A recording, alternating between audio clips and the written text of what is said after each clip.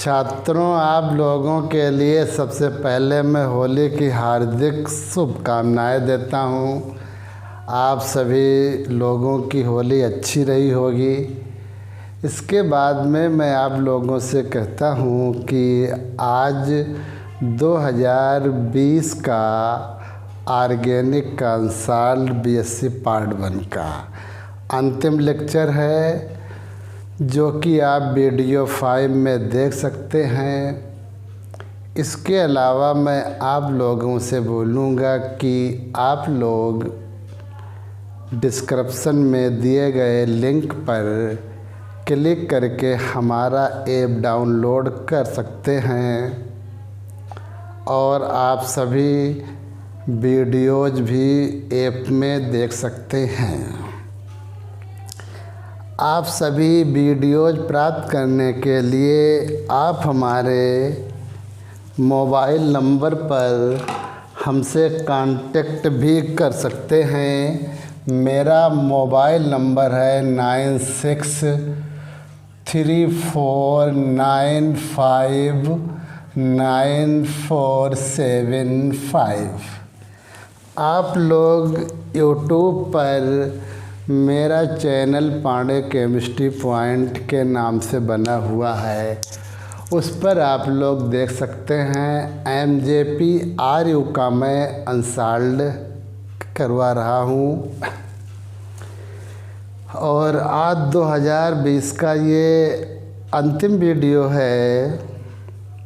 आज वाला जो मैं PDF डालूँगा उसमें इनऑर्गेनिक, ऑर्गेनिक, फिजिकल के 5 साल के अनसॉल्व्ड के ऑब्जेक्टिव क्वेश्चन भी होंगे। आप लोग अवश्य उनको ऑब्जेक्टिव को देखिए और उन ऑब्जेक्टिव्स में आपको 2-3 क्वेश्चन अवश्य मिल जाएंगे। तो ये अनसॉल्व्ड का पॉइंट है, 5th पॉइंट है पॉलीमराइजेशन ऑफ प्रोपाइन। ये देखिएगा, ये 5th पॉइंट है। तो प्रोपाइन का पॉलीमराइजेशन रेड हॉट ट्यूब की उपस्थिति में होगा तो मेसिटिलीन का फॉर्मेशन होगा और यहाँ पर हम इसके 3 मॉलिक्यूल लेंगे। 3 मॉलिक्यूल का जब पॉलीमराइजेशन के द्वारा ये मेसिटिलीन का फॉर्मेशन करेंगे। अब उसके बाद में जो क्वेश्चन है, बहुत अच्छा क्वेश्चन है। Benzene does not give Diels Alder reaction explain. Benzene Diels Alder reaction क्यों नहीं देती है? बहुत अच्छा क्वेश्चन है। तो इसके लिए आप ध्यान से समझिए कि आखिरकार बेंजीन के द्वारा डाई इजोल्डर रिएक्शन क्यों नहीं दी जाती है। देखिए, बेंजीन का पहले फार्मूला देखिए आप क्या होता है। ये बेंजीन का फार्मूला है। हम जानते हैं कि डाई इजोल्डर रिएक्शन बे मॉलिक्यूल देते हैं डाई इंस मॉलिक्यूल, जैसे ब्यूटाडाईन। अगर हम बेंजीन की बात करें तो इसका हाफ पार्ट भी डाईइन है। तो देखा जाए तो बेंजीन के लिए भी डाई इज एल्डर रिएक्शन देना चाहिए, लेकिन ये डाई इज एल्डर रिएक्शन नहीं देती है। तो आप देखिए, बहुत अच्छा पॉइंट है और उसके लिए ध्यान से आप सुनिए। बेंजीन अगर डाइसल्फाइड रिएक्शन देगी तो साइक्लिक एडक्ट मॉलिक्यूल का फॉर्मेशन होगा और बेंजीन की एरोमेटिसिटी का लॉस हो जाएगा। बेंजीन अगर डाइसल्फाइड रिएक्शन देगी तो इसकी एरोमेटिसिटी का लॉस हो जाएगा। इसीलिए एरोमेटिसिटी को बचाने के लिए बेंजीन इस टाइप की अभिक्रियाएं नहीं देती है।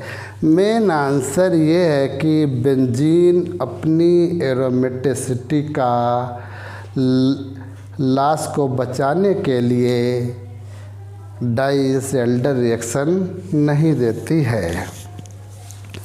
उसके बाद देखिए फ्यूरान जो है ये हेटेरोसाइक्लिक कंपाउंड है, ये डाइसल्टर रिएक्शन देगा। क्यों देगा? इसकी एरोमेटिसिटी लेस होती है, इसीलिए इसका बिहेव डाइईन के समान हो जाता है।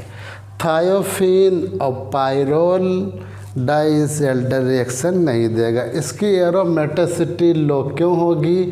क्योंकि ऑक्सीजन स्ट्रांग इलेक्ट्रोनेगेटिव एलिमेंट होता है, इसीलिए oxygen atom lone pair of इलेक्ट्रॉनों के लिए या पाई इलेक्ट्रॉनों के लिए आसानी से डिलोकेलाइज नहीं होने देगा।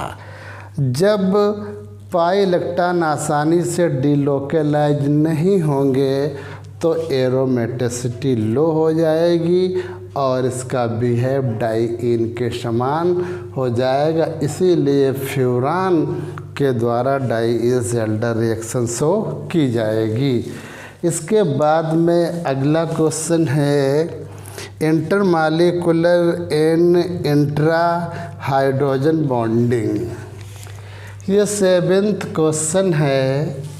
इसमें आप देखिए जब 2 मॉलिक्यूल्स के बीच में हाइड्रोजन बॉन्डिंग होती है तो उसे हम इंटरमॉलिक्यूलर हाइड्रोजन बॉन्डिंग कहा जाता है। एक मॉलिक्यूल ये है, एक मॉलिक्यूल ये है, तो ये आपकी हो गई इंटरमॉलिक्यूलर हाइड्रोजन बॉन्डिंग। इस टाइप की हाइड्रोजन बॉन्डिंग जिन मॉलिक्यूल्स में पाई जाती है वे मॉलिक्यूल आपस में एसोसिएट हो जाते हैं, जिससे उनके एमपी एंड बीपी हाई हो जाते हैं। दूसरा है intra hydrogen bond. Intra hydrogen bond क्या होता है? जब एक ही मॉलिक्यूल के अंदर अगर हाइड्रोजन बॉन्डिंग प्रेजेंट होती है तो उसे हम इंट्रा हाइड्रोजन बॉन्ड्स कहते हैं। ये है आर्थो नाइट्रोफिनोल मॉलिक्यूल। इसमें मैंने ये डॉटेड लाइन से इंट्रा हाइड्रोजन बॉन्डिंग शो किया गया है। अब 8वां पॉइंट है एरोमेटिसिटी क्या होता है।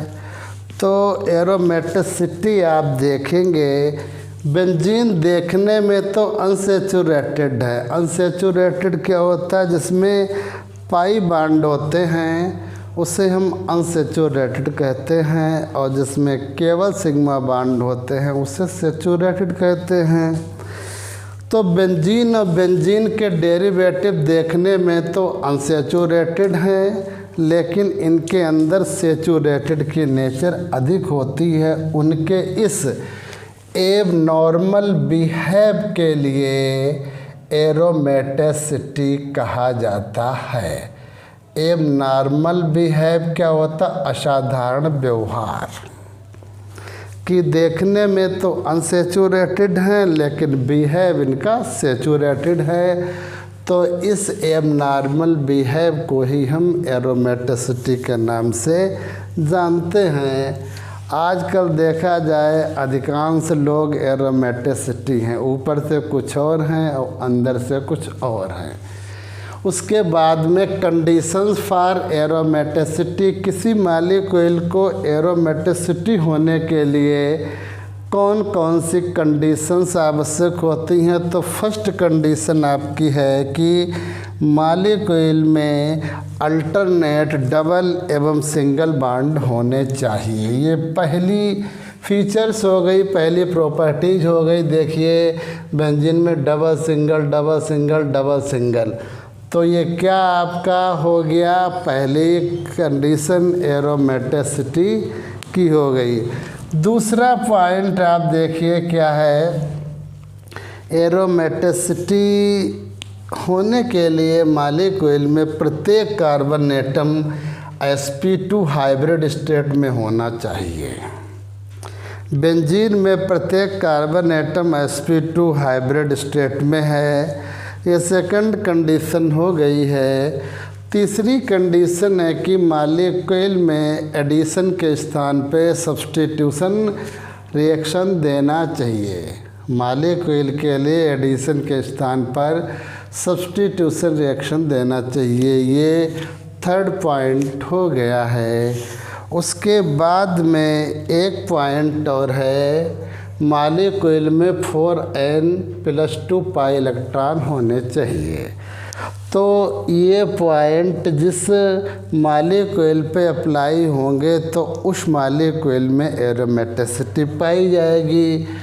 हकल्स का रूल, अगर एरोमेटिसिटी आता है तो उसमें आपके लिए हकल्स का रूल भी एक्सप्लेन करना पड़ेगा। हकल रूल क्या होते हैं? हकल के अनुसार से वे मॉलिक्यूल में एरोमेटिसिटी पाई जाएगी जिनमें 4n+2 पाई इलेक्ट्रॉन होंगे, जहाँ पर n की वैल्यू पूर्णांक में आनी चाहिए, चाहे 0 आए, 1 आए, 2 आए, 3 आए, 4 आए, etc।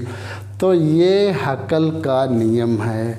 अब इसके मैं कुछ एग्जाम्पल आप लोगों के लिए बता रहा हूँ। पहला एग्जाम्पल है बेंजीन। बेंजीन में 3 पाई बॉन्ड होते हैं। एक पाई बॉन्ड में 2 पाई इलेक्ट्रॉन हो गए तो 3 में 6 हो गए। तो ये फार्मूला अप्लाई होगा, 4n+2 बराबर पाई इलेक्ट्रॉन 6 हो गए।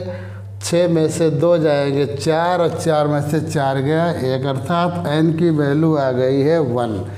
अर्थात जब हमने कहा था कि जब n की वैल्यू पूर्णांक में आती है तो उस मॉलिक्यूल में एरोमेटिसिटी पाई जाएगी।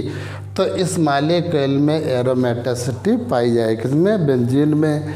दूसरा एग्जाम्पल है नेप्थेलीन। नेप्थेलीन क्या होते हैं?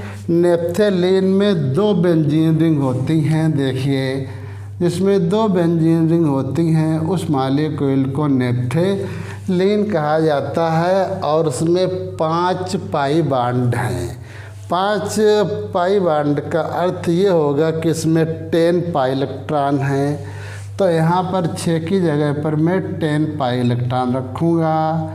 तो देखिए 10 हो गया, 10 में से 2 जाएंगे तो 8 आएगा, 4 एकम 4, 4 दूनी 8, अर्थात n की वैल्यू भी पूर्णांक में आई है। अतः नेप्थेलीन भी एरोमेटिसिटी शो करेगा।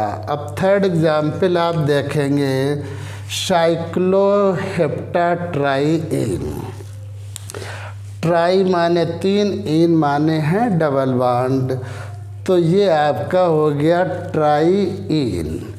ये मॉलिक्यूल एरोमेटिसिटी शो करेगा कि नहीं करेगा? अब इसमें देखिएगा पाई इलेक्ट्रॉन तो 6 हैं, तो n की वैल्यू तो पूर्णांक में आएगी, लेकिन ये मॉलिक्यूल एरोमेटिसिटी शो नहीं करेगा क्योंकि एक कंडीशन इस पे अप्लाई नहीं हो रही है। वो कंडीशन है, आप देखिए ये कार्बन एटम, ये कार्बन एटम, ये 6 कार्बन एटम तो sp2 हाइब्रिड स्टेट में है, जबकि इस कार्बन एटम में sp3 हिब्रिडाइजेशन है। हमने आपसे कहा था कि जिस मॉलिक्यूल में सभी carbon atom sp2 hybrid state में होंगे उसी मॉलिक्यूल में एरोमेटिसिटी शो पाई जाएगी या एरोमेटिसिटी शो करेंगे। तो इस मॉलिक्यूल के द्वारा एरोमेटिसिटी शो नहीं की जाएगी।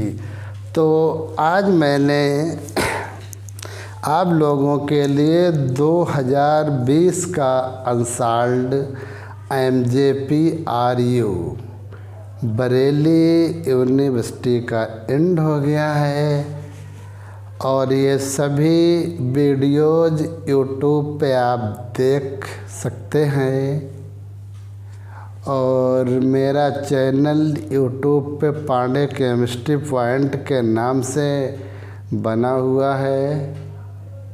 और अगर आपके लिए 5 साल के अनसॉल्व्ड की ज़रूरत हो तो आप हमारे ऐप से अटैच हो सकते हैं। और ये वीडियो आपको अवश्य देखनी है, क्योंकि इसमें मैं total objective inorganic organic physical की PDF डालूँगा। ठीक है, आप मेरी वीडियोज़ के लिए ज़्यादा से ज़्यादा शेयर करें और मेरे चैनल के लिए ज़्यादा से ज़्यादा सब्सक्राइब करें। थैंक्स।